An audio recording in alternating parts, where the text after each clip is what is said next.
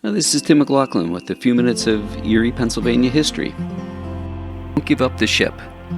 Many people around Erie and around the world have heard that slogan, seen the flags. Well, who actually said it, and what does it actually mean? Well, people think that Oliver Hazard Perry said it because it was his battle flag at the Battle of Lake Erie, but he really didn't say it. His good friend, Captain James Lawrence, said it, and those were his dying words. I think his actual dying words were, "Fight her till she sinks," fighting a British ship in the Atlantic Ocean. This is the War of 1812.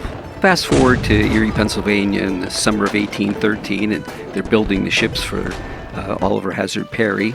He even names his flagship the U.S. brig Lawrence after his friend.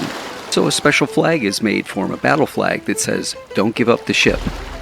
Margaret Force Stewart, her sisters, and a few nieces, they sew this flag. They do this around 4th Street, right across, close to St. Patrick's Church, right on the corner from Sullivan's Pub.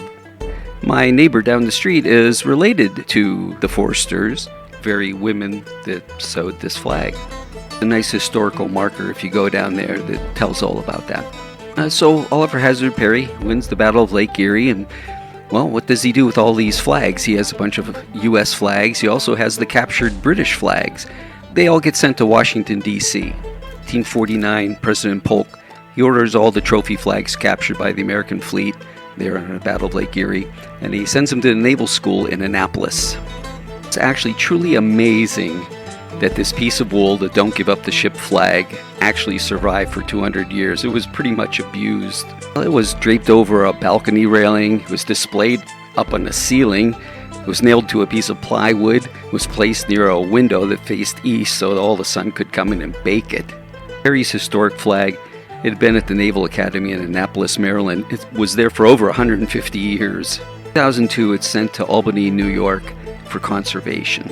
Well, the first step in the preservation of the flag was to see what they did in 1913. That's when it was 100 years old, and see what conservation work they did then. This flag is huge. It's 8 foot by 10 foot. Made some huge discoveries.